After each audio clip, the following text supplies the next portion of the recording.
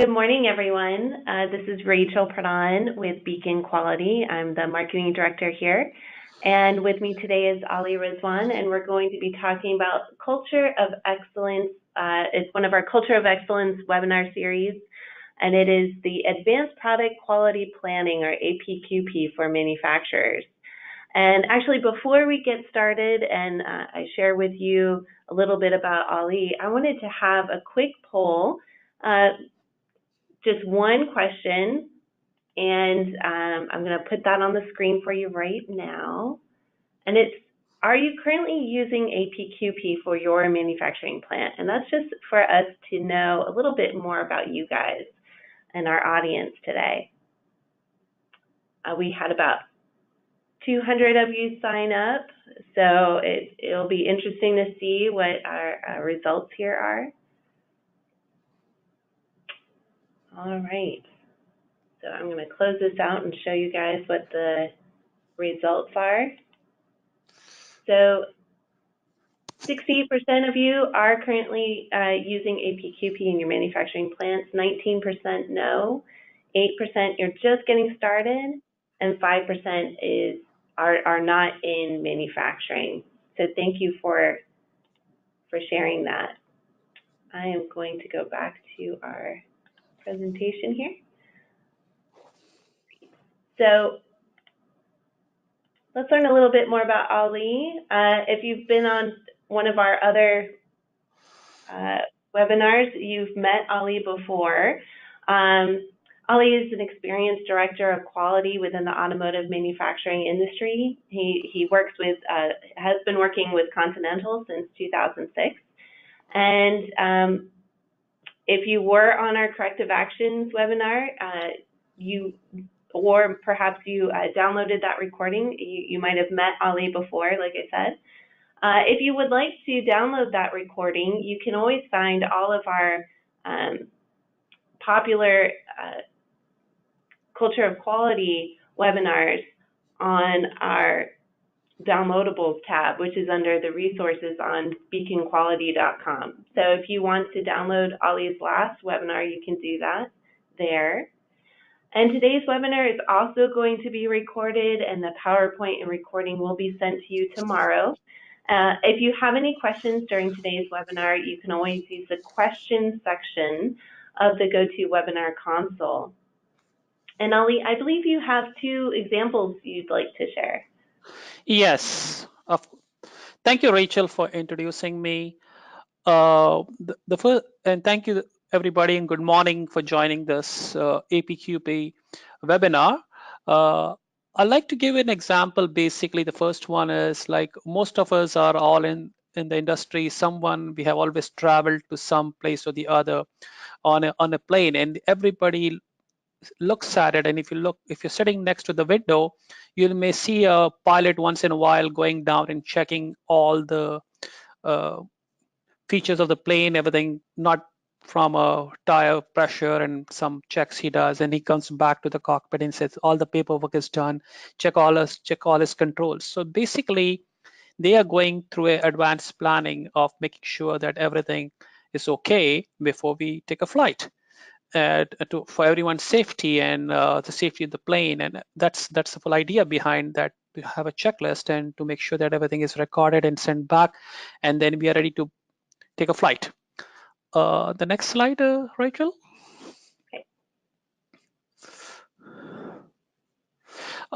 We all have some type of interest in our daily lives besides our work, and even if we have to go for a vacation, or we are going on trekking, or we are doing a sports event, or one of my best examples is like the biggest peak in the world is the Mount Everest. So if you look at the Mount Everest, basically it's a lot of planning. That is a lot of mountain to be climbing, and everybody plans it, the mountaineers, in every detail.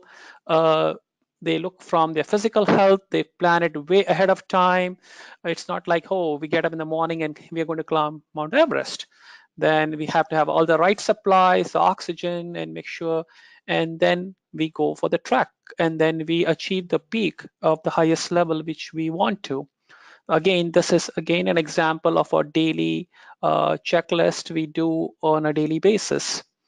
Having said that, I'll go to the next slide.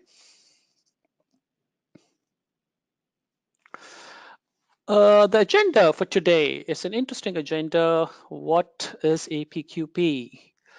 The number two is importance of APQP for customers and suppliers. We need to understand the advanced planning, quality planning, from where does it come from, both from a customer's perspective and the supplier's perspective. What is expected roadblocks of APQP? Where do we face the roadblocks? The 5 phases of APQP, and what are the different APQP elements which go into every manufacturing processes? How LPAs can assist in managing APQP? So finally, the importance of open communication is the most important thing. The conclusion, and plus Rachel is going to offer a Starbucks card. Rachel, thank you for that. I don't get one, that's for sure. And finally, the questions which I'll be able to answer if I can. If I cannot get all the answers, I'll surely get back to you via email. My email is also, as Rachel mentioned, is there. Thank you. And the next slide. We all know what are the quality core tools, and for the people who are new to this quality core tools, there is an organization which is called AIAG. It is called the Automotive Inside Action Group, and within the AIAG, there are 5 quality core tools. One of the most important, which encompasses all of the rest, is the APQP. Within the APQP, you have advanced product quality planning. Second is production PPAP, production part approval product. FMEA, potential failure mode and effect analysis. MSA, measurement system analysis, and not but last least is statistical process control. So these are the 5 quality core tools as a part of the automotive industry, but it's not limited. Anybody can use it for any production or manufacturing. We can benchmark automotive, nothing wrong with it. Next slide.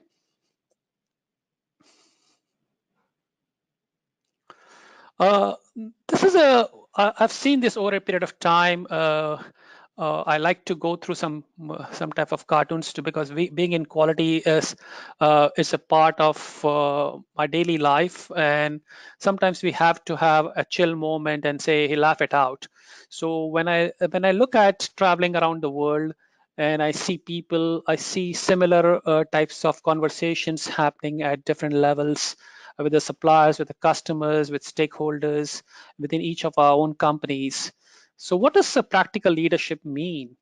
Well, first of all, we all say, why are we doing this? It's not the best mission statement, but we can update it as things get better. We always say this because, hey, I don't want to do this but my customer wants it, that's why I'm doing it. And secondly, we all quality managers and who are in production, the most important thing is that we always ask for support. Support comes from the top management, for support comes from the expertise, and we always say, I'm not getting the support I need. Not but my least is the operation side of it. Every operation is a big network of a lot of people, dedicated people to run a organization. Now we always come up with different types of slogans, and we always say, now that we have celebrated diversity, embraced creativity, commitment to excellence, and given back to the community, but we always forget one thing. Does anyone remember that we are actually supposed to manufacture and sell? Means when we manufacture, we go outside the box of what the customer's specific requirements are. That's what we manufacture, and that's what we sell, and that's how we are recognized. Next slide.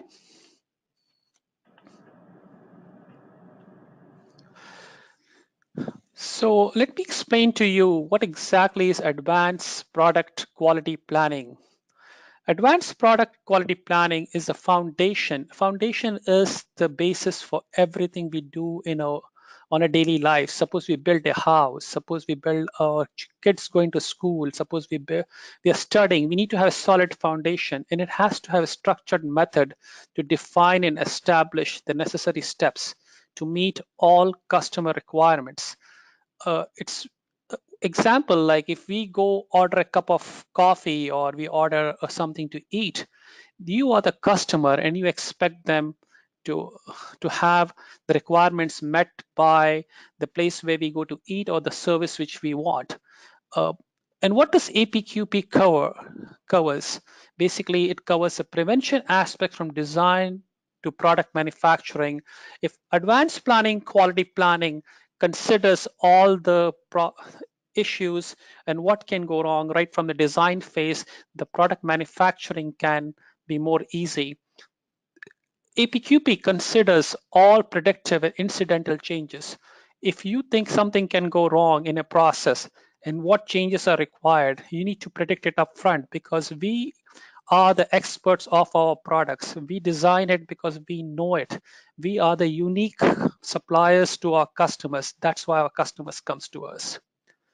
What happens if we don't use APQP? Not using APQP for change management leads to unsatisfied customers.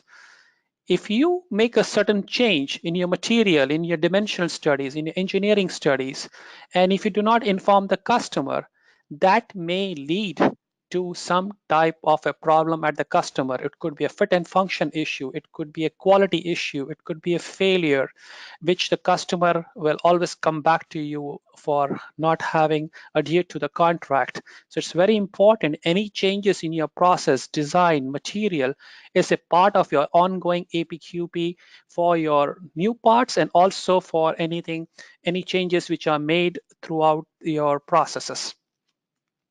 What does APQP do? It also mitigates the risks and product changes. If you have any product changes, it mitigates the risk. We know the risks, what's going to happen. So let's have the plan upfront. Objectives and goals are set by establishing a CFT. What does CFT means? CFT means a cross-functional team across all departments. APQP is not only the job of the quality managers. It starts from sales or stakeholders. The others is program management, engineering, manufacturing, logistics. Each and everyone touches it in some way or the other. Finally, the customer requirements pertaining to technical and special characteristics are well understood and documented from design to product manufacturing, utilizing standard processes and checklists. It's very, very important that when we do a checklist or we do a different types of audits, the stakeholders are a very big crucial part of it. They need to understand the technical aspects of their product. The people who are a part of the APQP team, the CFT cross-functional team, they need to communicate to understand the processes and the checklist are adhered and meet the requirements of internal as well as external stakeholders. Next question. Next slide.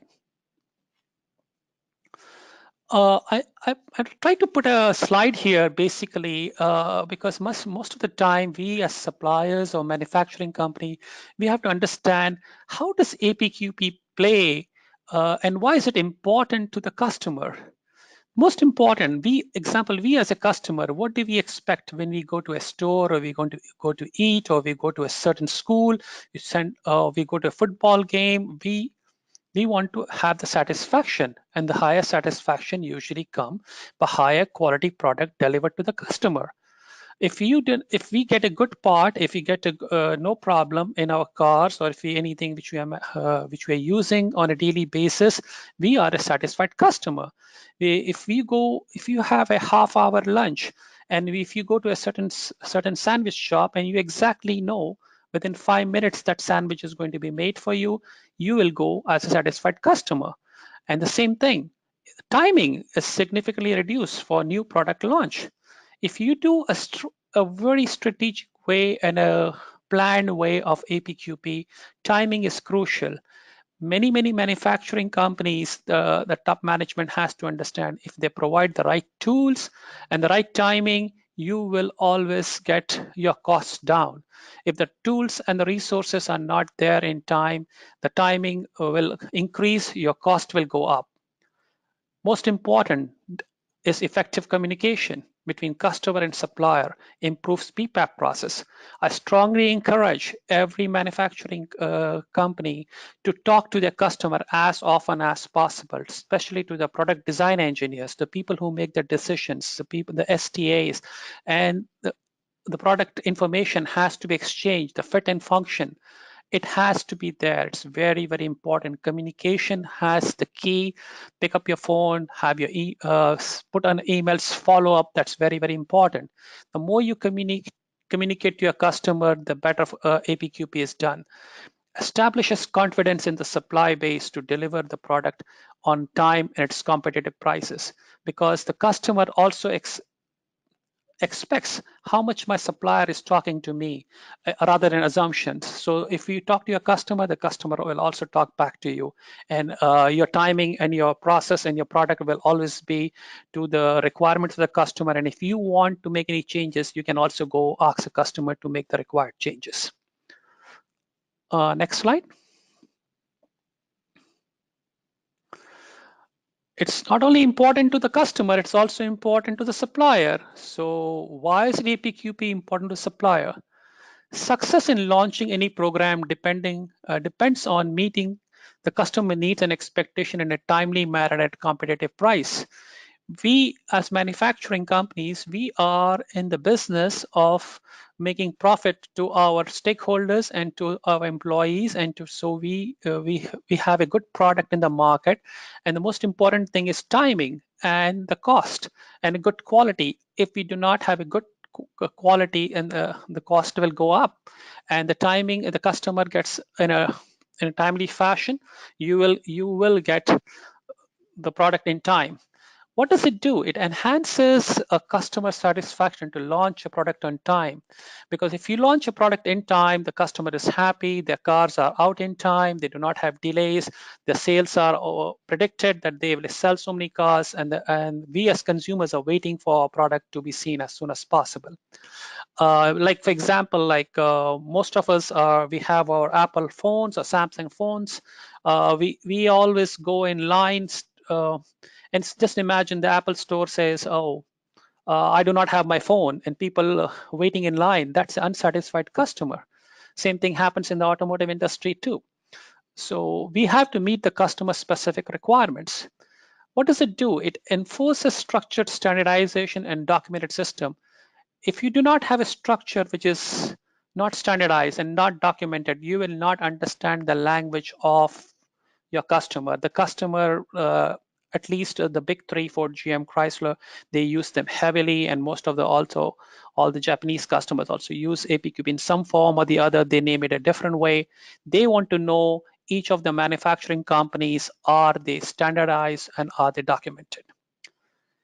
We are all, most of the companies are ISO TS 16949 2016, and every audit, most of the audits fail in the APQP section. When they go to the program management, the APQP is a huge part, and they think the quality manager is responsible for it. My personal opinion is that APQP is a part of all stakeholders. So we need to ensure that APQP checklists are maintained and they are governed by each and every stakeholder. Certain type of questions are there which from a TS perspective are considered, and the evidence is there to show them where we are.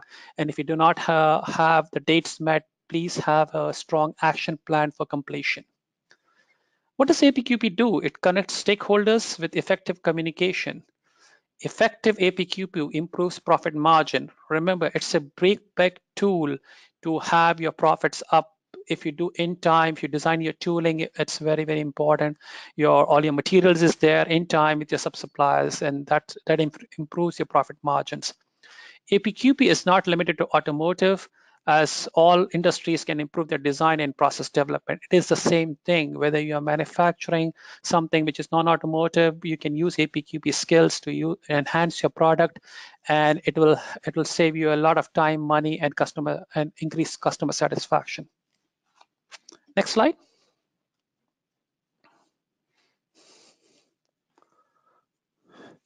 Yeah. Oh, Yeah, sorry. There you go. yeah. So for every program or any initiatives we take, there is a positive, negative. These are the two sides. Positive is like we are all on board. Negative side, we can't do it. But there is a middle path. There is also some roadblocks. What are these types of different roadblocks?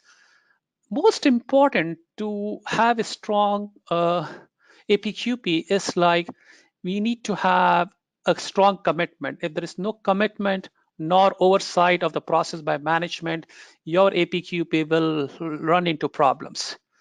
If you do not understand the requirements, both internally the stakeholders wants that we have a good product, we make a profit, and we have a name in the market. It's important that do not push your data APQP to a certain one or two people. APQP is a team. Look at the different aspects as I go through the next phases, who is required and where it is required. Note targets for timing and defined KPIs. This is one of the most important things where APQP fails is the management should make it a priority that the timing is there, and if the timing is not met, why are the KPIs not met?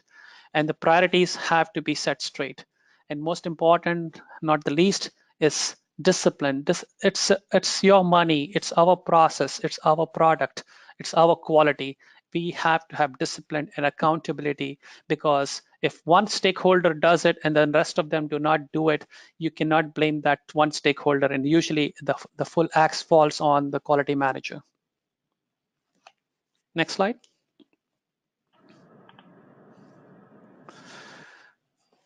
Advanced product quality planning, APQP process flow. Basically, it's divided into, I would say, they call it 5. I added one more. This is also the phase 1. There's 6 phases to it, because before we start anything, we need to think about, are we ready for APQP? That's the first thing. Then the phase 1 basically is plan and define the program. What type of a program we'd like to do. Phase 2, product design and development. That's phase 2. Phase 3, process design and development. Phase 4, product and process validation. Finally, but not the least, most important is feedback, assessment, and again feedback to the stakeholders within the internal organization and also external organization, because quality is a non-stop process. It's a continuous improvement. We achieve the highest targets, but we'll also do a lot of lessons learned. Next slide. Phase 1, we as a smart manufacturing company, we have a unique product. Each of us have one on the market. That's why we are going to our customer. What does the customer want to make his automotive or any of his product go in the market where you and me can buy and enjoy the product on our daily needs as required? We have to listen to the customer. Very, very important. If you don't listen to the customer will listen to some other supplier. Competitive market research, it's very important what your competition is also doing. Look into that. What is the research going on? Do you have a business plan? If you do not have a business plan, you go to a purchasing in any of the automotive purchasing, they will say, okay, come with a business plan. Review lessons learned database. If you're an existing manufacturing company, there must be some type of a product of database for lessons learned. Process and product benchmarking. What is out in the market? What is the latest technology? Do you have something new, or we're just going to use the same thing? What are different products you come to the customer needs to see? What are you offering on the table? Complete risk analysis and reliability study. You need to have risk analysis. What can go wrong with your product? You should have some idea about it. Sorry, but the The phase one is basically define project goals. The most important is review the customer purchase order. Does the customer have a strong purchase order? Most of the when you get a purchase order, we need to review the drawings in detail, whether the drawings given by the customer is complete and does it meet the CSRs, or design goals. Do you have your design goals? What is your design targets? Quality goals. What type of different quality goals the customer expects? Reliability goals. How well is your product reliable in the long term, whether it'll go through the warranty items, whether it's like most of the cars in the big three are 36,000 miles, or whatever the reliability terms and conditions are there. Initial bill of material, that's one of the most important things. You have to look at the bill of materials. It's very, very important part of APQP, because if you do not know your sub-suppliers, whether they are local suppliers, whether they are overseas suppliers, have you considered the time for bringing the supplies from Far East or from Europe or from South America or from Mexico? You have to understand whether your supply base is important, that you have considered every aspect of that. Preliminary process flow, you have to understand what is your process from your initiation all the way to outgoing. And also consider your significant characteristics, the critical characteristics. HIC stands for high impact characteristics. Project team selection and kickoff plan. It's very important to select the right expertise group of people who understands the project and who can be a part of the APQP team, and review your APQP documents. Phase two, please. Yeah. In phase two is very interesting, is product design and development. What do you do with your product design and development? As design failure mode and effect analysis, this is a crucial part of APQP. The design team should be able to understand what exactly are your design issues right from the beginning, because the way you design goes into your process. It's very important. And once you have a design on paper, that design has, we all know from automotive experience, that it has to go on the assembly. So we have to consider design in the manufacturing assembly. You have to verify the design verification, and there should be a team for design review. Very, very important part of this is that we have to have a prototype control plan, because when your auditors come in and check at your facilities, whether they will ask you the question, do you have a design prototype control plan? And sometimes we do not have it. That can lead to a non-conformance during the APQP phase if you're getting audited for that particular one. Engineering drawings. A lot of the manufacturing companies also end up with issues because they do not have the latest engineering drawings. If you do not have the latest engineering drawings, if your revision levels are not up to date and you are using an old drawing during an internal audit or at your design level audits, depending on where your location is, you may end up doing a non-conformance, and that can delay your product line, your APQP timing line. Engineering specification has to be a part of the customer specific requirements. Make sure your engineering specification, when you communicate to your customer, is very, very important, that they are giving you the latest engineering specification. This should be a part of your checklist, that what engineering specifications are. Material specification. Make sure the material specifications are clear and to the latest revision level. Change control for drawings. If there is a list of drawings, so engineering specification is very, very important. Like you discuss with your customer, product engineering, and the people, that they have the latest engineering specifications through the customer portals, and if they're communicating, they have the latest and the greatest. Otherwise, it can end up in problems. The next one is basically material specification. Can you hear me, guys, properly? Yes. Yeah, okay. The material specification is very, very important. Like if it, all your material specifications, which you are dealing with your sub-suppliers, many times the sub-supply base is not within our within the United States. It could come from different parts of the world. So you have to understand the material specification, and is your sub-suppliers giving you the right specification, and they are there, because last moment changes with the sub-suppliers coming from overseas can delay your product timing and the quality of the product to reach the product in time. Change in control of drawings. It's very important, like the change in control of the drawings is very much keeping a good track of all the revision levels, because you have to use the latest revision level of the customer approved drawing. New equipment, tooling and requirements. If you require new equipment, you should have a budget which has to be approved by your stakeholders internally and externally. One of the problems which I see is not paying attention to product and process characteristics. So there is a difference between process characteristics when you're manufacturing the products, and also we need to understand what does the customer want.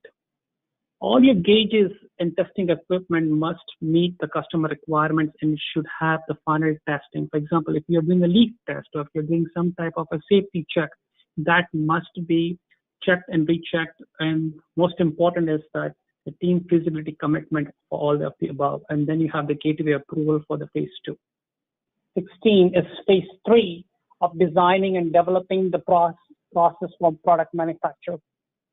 Basically, we have to review the quality system here, plant layout from incoming to shipping. For example, like if you have a plant layout, you should have the complete structure, the picture in your APQP books. How does your plant work?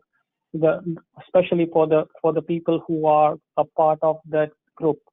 It's very, very important to understand that the plant layout, how it works, because the stakeholders should know each and every individual of their plant. How does the plant work basically?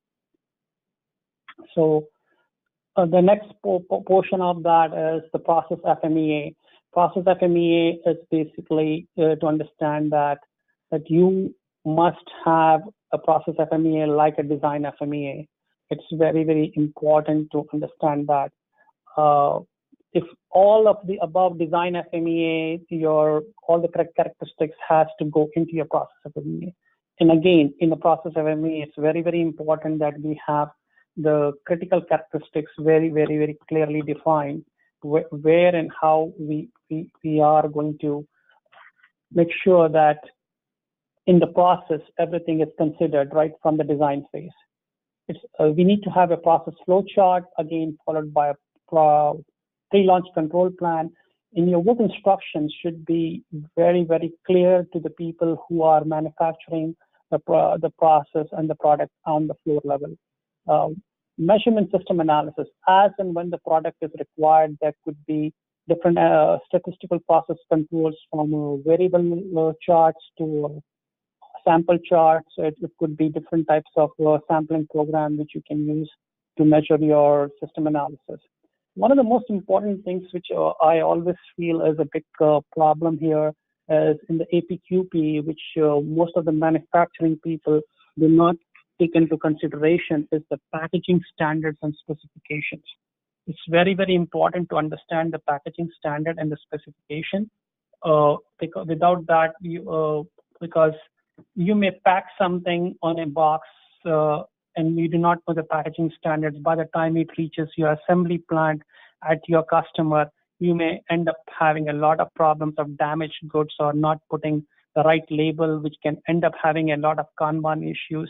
It can delay the process and it can delay the product at the customer, and you may ship a faulty part. Your packaging may cost you like $5 or $10 to make it, and but you may have not, and your product inside each of the packaging could be a very expensive one. So is that okay so far? So the most important thing is also to ensure that you have the right process preliminary process capability plan. You need to have a right process capability plan to understand your processes under control.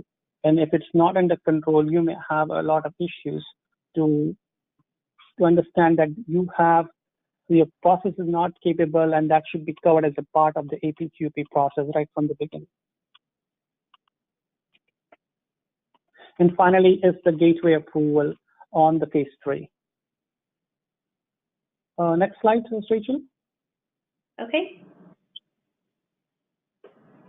So the next slide is phase 4. So we're on slide number 17 now, right? Yes.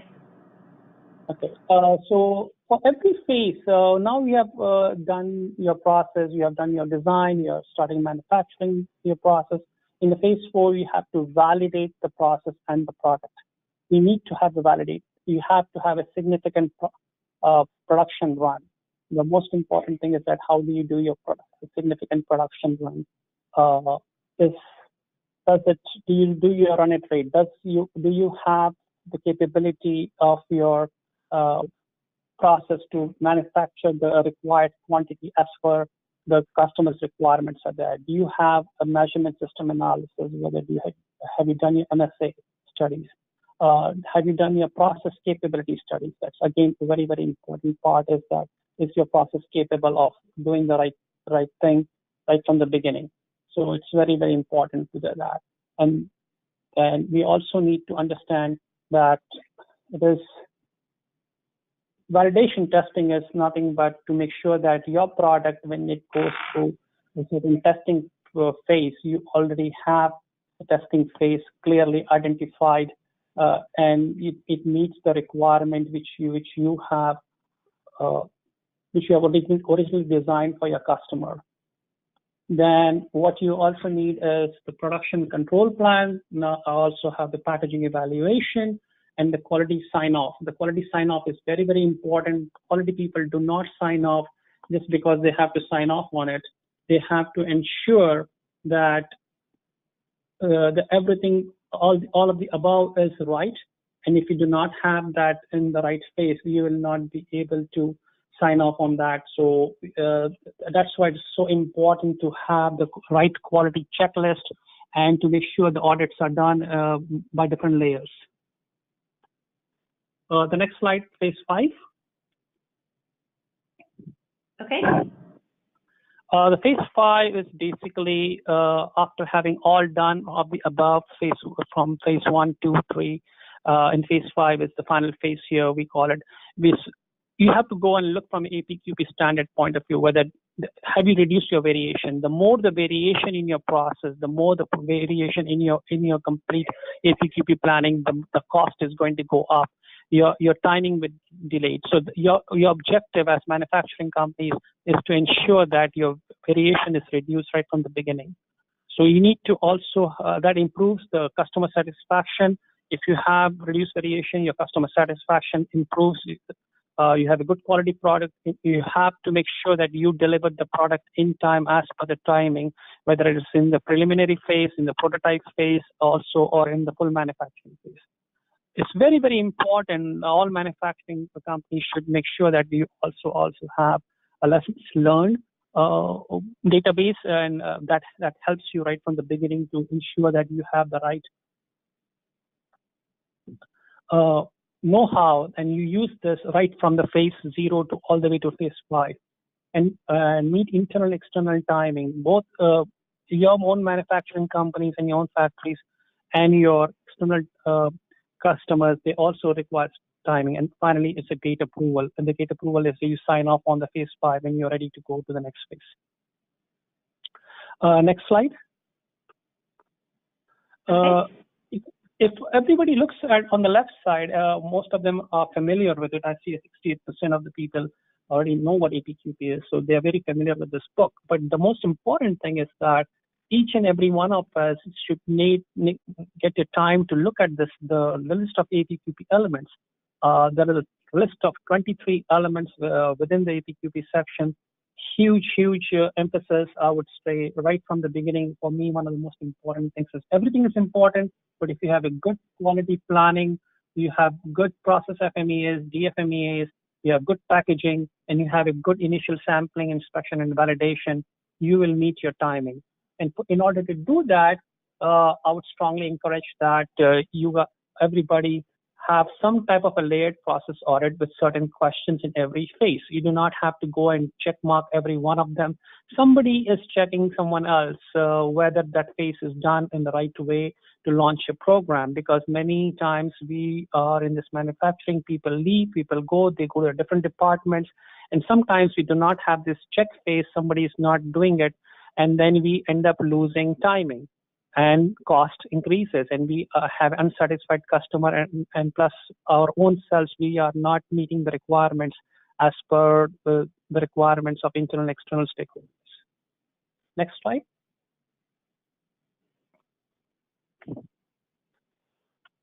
So are you on the next slide, Rachel? Yes.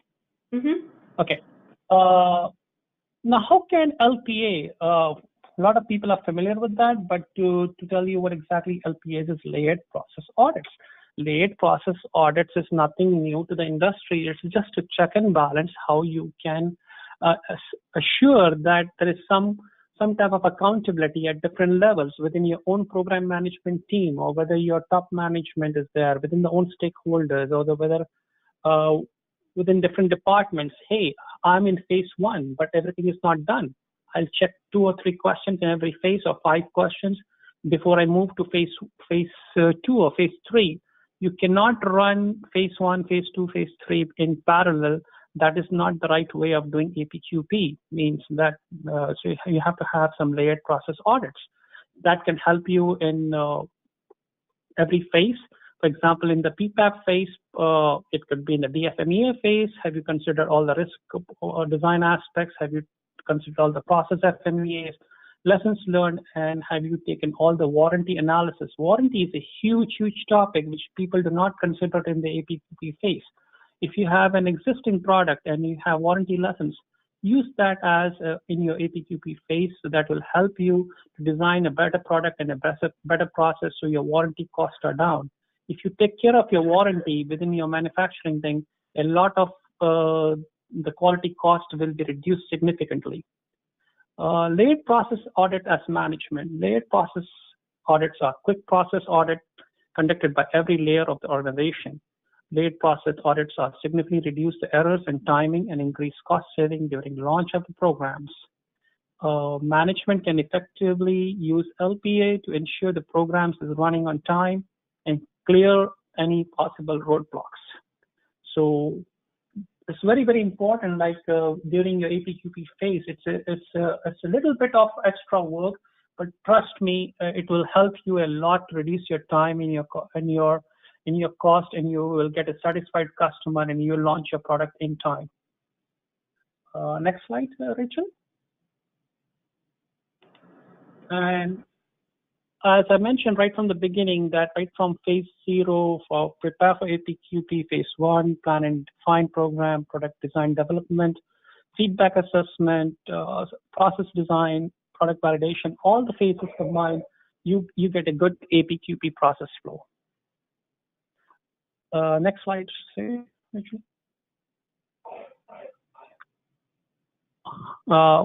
Are we on the open communication side, Rachel? No? Yes. Yep. Okay. So how does each level of quality is important for open communication? Is quality an important part of mission and vision? It's very, very important. Like manufacturing companies, when they put a mission and the vision statement, they have to believe in that mission and vision statement. If you have to believe in that, you have to use the right tools. Especially for the automotive industry, you have to make sure that you believe in that mission and vision statement. APQP is a very big part of that. It's very important that we communicate our customer needs are understood. Customers' needs are not necessary only to be understood by a program management or a sales team. It has to be across the board that we are launching this product right to the operator level. As customers satisfaction calculated by time, cost, and quality delivered, you have to calculate the cost of your APQP right from the beginning. At what does it cost you to make the product, and how much time does it take for you to deliver the product? If you have any expedited delivery, it is always there. Most of the companies, it happens. But if you plan this up ahead in time, what can go wrong? Your cost can be significantly reduced. The next level is that has LPA been established at all levels of APQP? It's very important, like strongly give a recommendation that if you have an LPA audits in your APQP phase, because traditionally LPA audits are usually done only in the process phase. But if you plan your LPA audits also in your APQP phase, you will also get that a huge benefit out of that for reduced cost, timing, and good product to your customer. And most important thing is that management should review the KPIs, whether it's red, it's yellow, green, a planned project, and clear all roadblocks. Management has a very significant role with all the quality heads and all the stakeholders. If any roadblock which has in any phase, if you do not clear it, you may end up again. It's all about cost, satisfaction, and timing to the customer for a good quality product. Next slide, Rachel. Okay.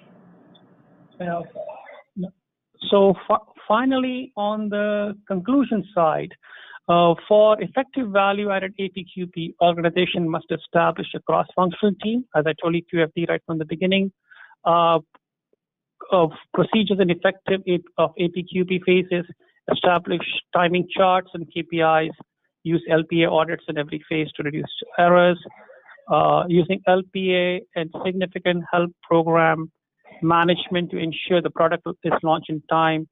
Customer and supplier timings are met by reducing variation in cost. Again, the most important thing is our belief in a quality system, a continuous improvement to bring important aspects and consider all the things which can go wrong.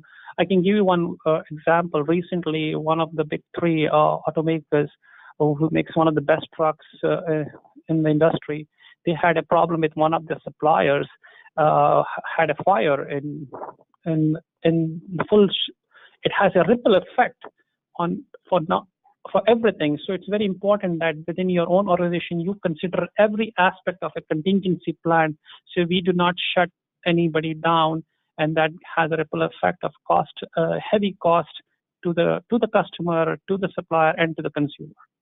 And next slide. All right. So thank you, Ali. I just want to briefly go over the offer as we're getting close to the top of the hour here. So we will open it up to the questions that you've asked. Thank you so much for using that console in the GoToWebinar console to ask your questions. We'll get to those in just a second. But Ali had mentioned using LPAs and other kinds of audits for while you're in the process of APQP. And as some of you may know, Beacon Quality, the product I represent here and who's hosting this webinar, we offer mobile auditing software that's specifically for LPAs, 5S, HSE, as well as mitigations. And from today through the 15th of June, if you sign up using the bit.ly link that you see on your screen, you actually see the demo, you'll receive a $20 Starbucks card. You just need to complete the demo and be in manufacturing to be eligible, as well as not a current customer. If your company as a whole, if some of the plants are currently using it, but your plant specifically is not, and you sign up for a demo, you still qualify. So if you have any questions regarding that, you can always message me through the system, or you can sign up using that link there, and Marissa or Corey will be reaching out to you. So Ali, we have a couple questions. The first question is, what is the difference between prototype control plan and pre-launch control plan? Prototype control plan and pre-launch control plan are pretty much the same way. You can call it. Some people call it prototype control plan, and some people call it pre-launch control plan. A pre-launch control plan is like you're still using, it's not a fixed tool. It's not a fixed production line. You're going into it. Right now, you're still tweaks and turns. You have to make any adjustments before you go for full production. For example, you may have a control plan with one tool, and you may have 10 tools to make, but that prototype control plan or a pre-launch control plan emphasizes the fact that that tool is 100% made the right way, before you go for full production, Right. And another quick question here, what are KPIs? You want to explain what those mean? Key performance indexes. For example, every company has a key performance indexes. For example, like on the APQP thing, what is the most important thing for a KPI from a management of a manufacturing company? Is your product is the launch in time? For example, if you say in phase 1 will be completed end of June 30th, all elements which belong to the phase 1 in June 30th, are they all green? That's a KPI. If not, then it becomes yellow, or if it's not done completely or it requires action, that's a red. So it tells you where you are on a timing chart for the management to make sure that you are in time. That's a project timing, basically.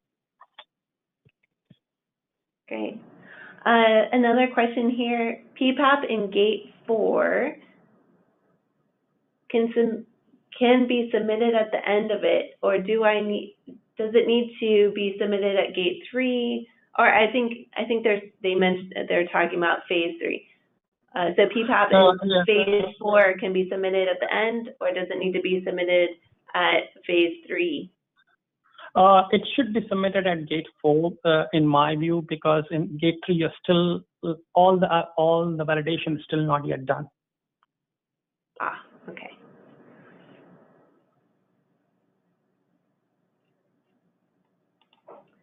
All right, and just as a reminder, we will be having this recording sent to you by tomorrow, as well as the PowerPoint slides, so you can have this and share it with your team. And we have